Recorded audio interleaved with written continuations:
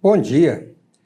Damos as boas-vindas a você que escolheu estar conosco neste domingo para mais um estudo bíblico produzido e apresentado pelo Ministério de Ensino Bíblico da Primeira Igreja Batista de Manaus.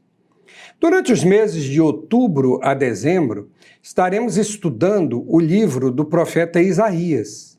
É um prazer ter você conosco e esperamos que, durante esta série de estudos, a sua vida seja edificada na palavra de Deus. Hoje, o nosso estudo vai se basear nos capítulos 7 a 9 do texto do profeta. A leitura inicial será um dos trechos mais conhecidos de Isaías, capítulo 9, versículos 1 a 7, que diz assim: Mas para a terra que estava aflita, não continuará a escuridão. Deus, nos primeiros tempos, tornou desprezível a terra de Zebulon e a terra de Naftali.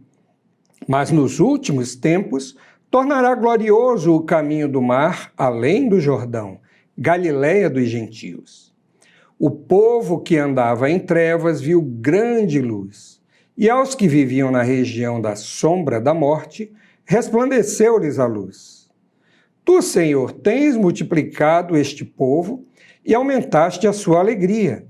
Eles se alegram diante de ti, como se alegram no tempo da colheita e como exultam quando repartem os despojos.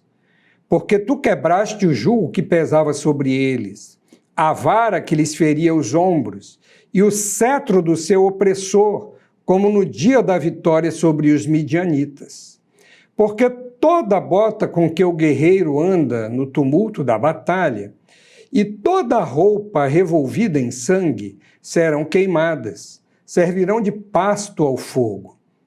Porque um menino nos nasceu, um filho se nos deu. O governo está sobre os seus ombros e o seu nome será Maravilhoso Conselheiro, Deus Forte, Pai da Eternidade, Príncipe da Paz. Ele estenderá o seu governo e haverá paz sem fim sobre o trono de Davi e sobre o seu reino, para o estabelecer e para o firmar com juízo e com justiça, desde agora e para sempre. O zelo do Senhor dos Exércitos fará isto. Um dos temas mais marcantes na profecia de Isaías é o reino de Deus. O trecho que acabamos de ler foi proferido em um momento singular da história do povo de Judá. O reino estava dividido desde os dias de Roboão, neto de Davi. Ao norte estava o reino de Israel. 10 tribos se ajuntaram e fizeram de Samaria sua capital e do Monte Gerizim o seu local de adoração. Ao sul ficava o reino de Judá, cuja capital era Jerusalém e cujo local de adoração era o templo construído pelo rei Salomão. Reunia, então, 2 tribos, a tribo de Judá e a tribo de Benjamim. Isaías havia nascido durante o reinado do rei Amazias, mas iniciou o seu ministério durante o governo do filho de Amazias, chamado Uzias. Este Uzias, a princípio, ele foi um bom rei, temente a Deus, mas com o passar do tempo, o seu coração se envaideceu e ele tentou usurpar o lugar dos sacerdotes, oferecendo incenso sagrado no templo. Por isso, ele ficou leproso e teve de viver isolado até o fim da sua vida. O seu filho Jotão ficou como regente enquanto ele vivia, e quando ele morreu, então ele assumiu finalmente o trono. Jotão reinou por 16 anos e foi sucedido pelo seu filho Acais. Nesse momento, houve uma tentativa de união entre Israel, Síria e Judá, para lutarem contra os assírios, que faziam as suas primeiras incursões por aquela região, liderados pelo rei Tiglat-Pileser. Quando Acais se recusou a fazer essa aliança, os dois reinos marcharam contra ele, que pediu ajuda aos assírios. Isaías se posicionou contra essa ajuda, mas Acais insistiu e foi adiante. O capítulo 7 de Isaías mostra o momento em que o profeta se apresentou ao rei Acais e falou claramente que o fim daqueles dois reinos que estavam ameaçando estava próximo. Ele não precisava recorrer aos assírios e nem ficar preocupado, porque Deus cuidaria do seu povo, se eles se convertessem de todo o coração. Caso contrário, sobreviria a calamidade sobre Jerusalém e Judá, como nunca havia acontecido antes. É nesse contexto que o profeta fala a respeito do reino de Deus, que se aproxima. Não era um reino com exércitos, carros de guerra, cavalos, espadas e lanças. Este seria um reino de paz, firmado em justiça, vitorioso e glorioso, governado por um rei invencível. Era o reino de Deus. Isaías fala de uma terra que estava aflita e experimentava a escuridão. Ele estava em Jerusalém, mas estava falando para todo o povo, inclusive ainda para o reino de Israel, o reino do norte. O profeta via o povo sob a disciplina de Deus.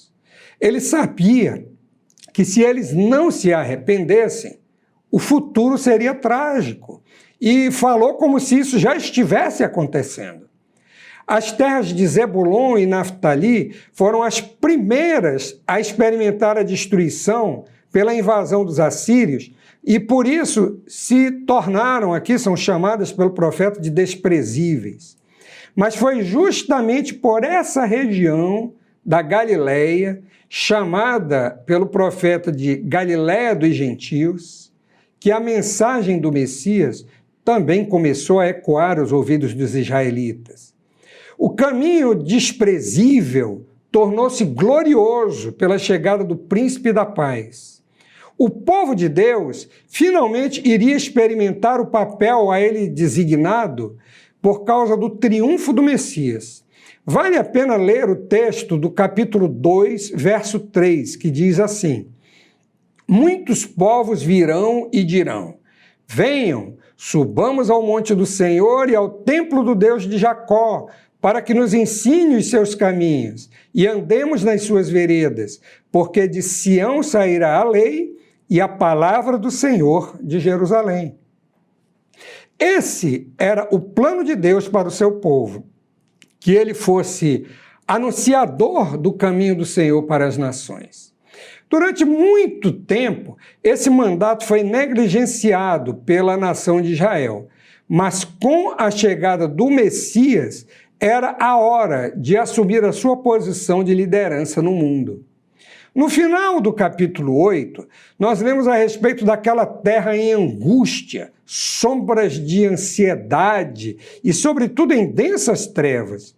Mas para esse mesmo povo que vivia nas trevas do pecado, na escuridão espiritual, sem poder enxergar a verdade do Senhor, o Messias fez brilhar a luz.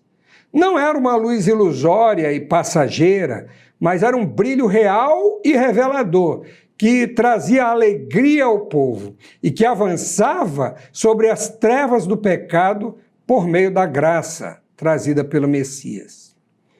Através do ministério messiânico, esse pequeno remanescente seria transformado em um grande povo, cheio de alegria, comparada apenas aos dias felizes das colheitas ou das vitórias militares sobre os inimigos.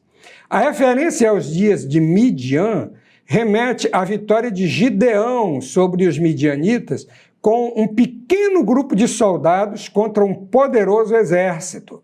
Tal vitória só foi possível pelo poder de Deus, assim como haveria de acontecer no reino do Messias. Essa alegria do povo de Deus estava baseada em 3 motivos. Primeiro, O Messias quebrou a opressão que prendia o seu povo. Verso 4. Segundo, o Messias exerce um governo de paz. Os símbolos da guerra são queimados. Verso 5. E terceiro, o Messias assume o poder para sempre. Versos 6 e 7. Isaías também anuncia o nome desse governante poderoso.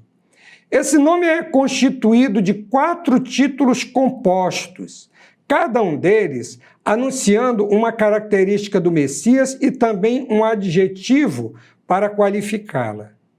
Vejamos. Maravilhoso Conselheiro. Este título é explicitado no capítulo 28, verso 29, onde está escrito: também isso procede do Senhor dos Exércitos. Ele é maravilhoso em conselho e grande em sabedoria. O Messias é alguém que tem planos e propósitos para o seu povo. Esses planos são maravilhosos.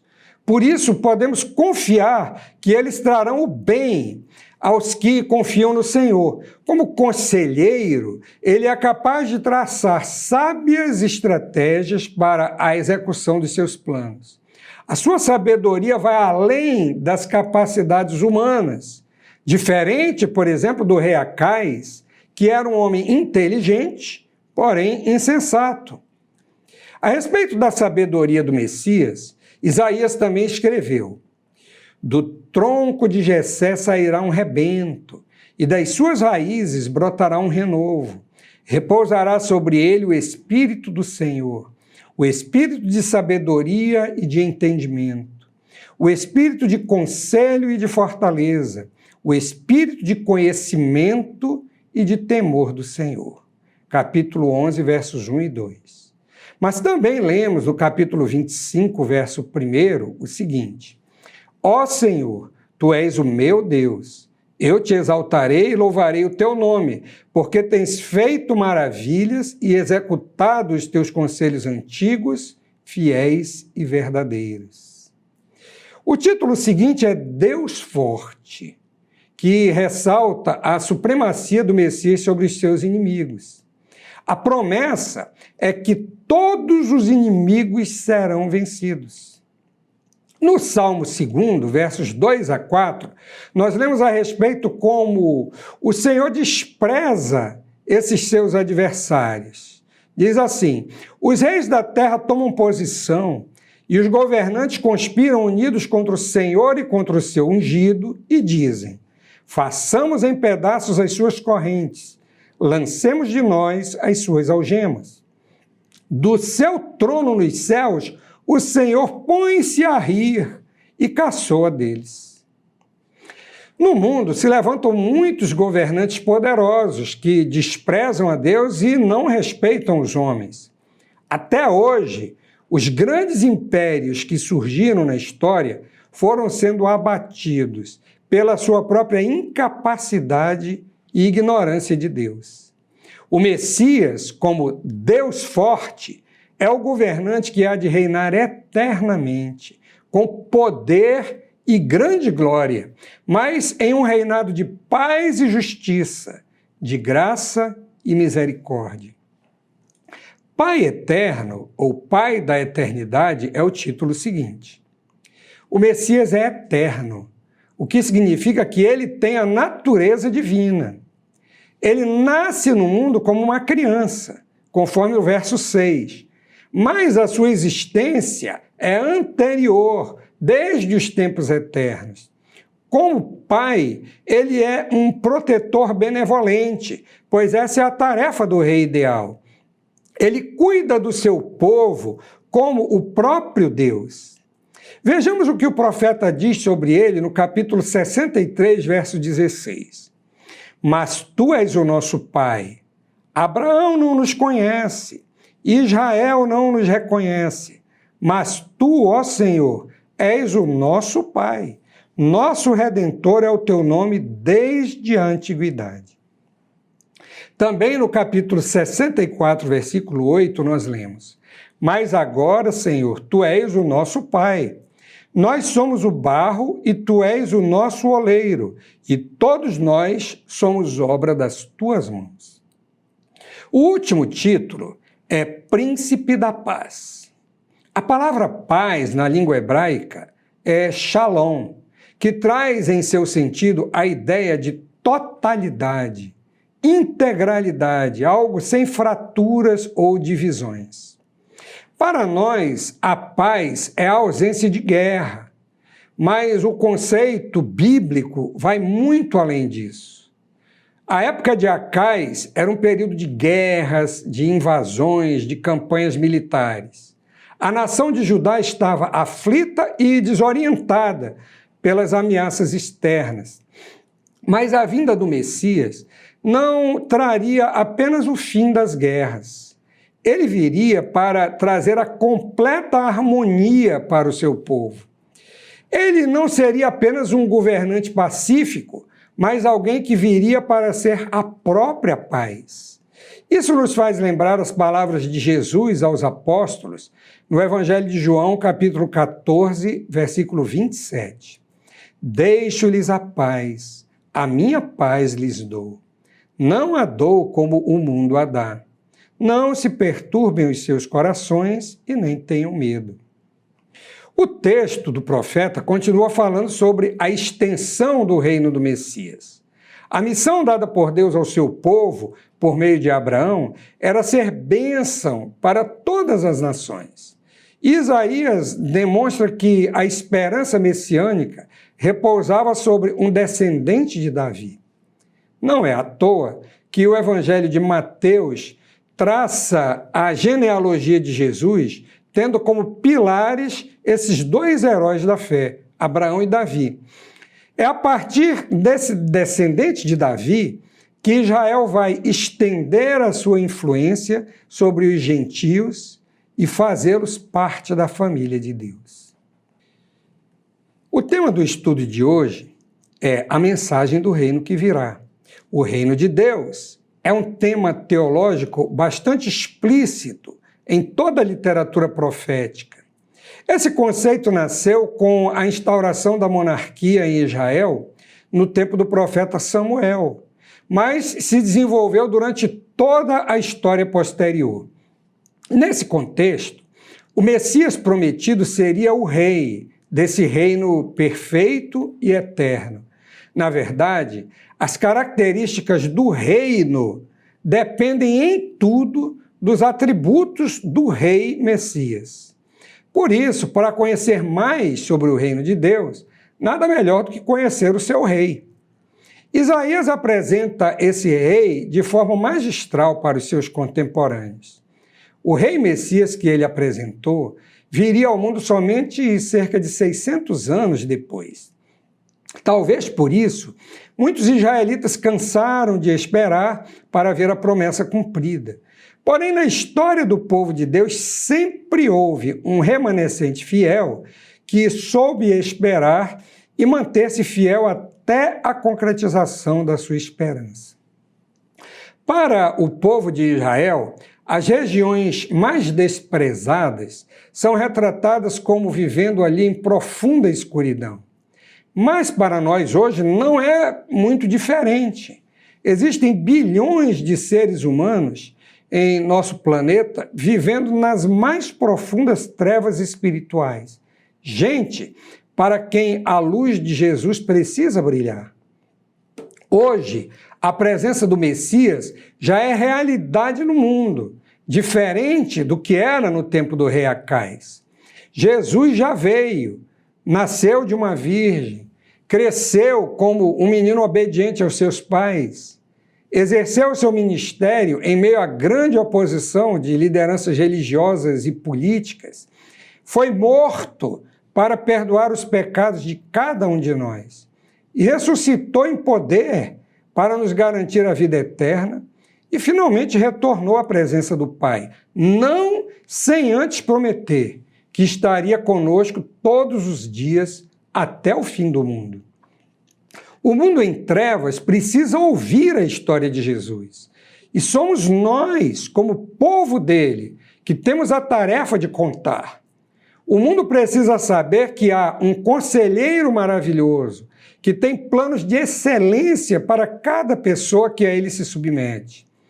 Que há um Deus forte, que está disposto a derrotar todos os nossos inimigos, inclusive o maior deles.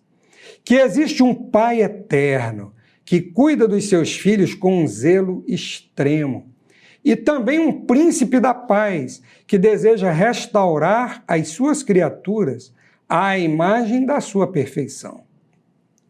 Para os contemporâneos de Isaías, o reino do Messias era futuro. Para nós, ele já está em plena realização. Vejamos as palavras de Jesus em Lucas 17, versos 20 e 21. Certa vez, tendo sido interrogado pelos fariseus sobre quando viria o reino de Deus, Jesus respondeu: o reino de Deus não vem de modo visível, nem se dirá aqui está ele, ou lá está, porque o reino de Deus está entre vocês. Os fariseus estavam diante do rei Messias, mas não o reconheceram. Sabemos, porém, que a plena concretização do reino de Deus ainda está para acontecer.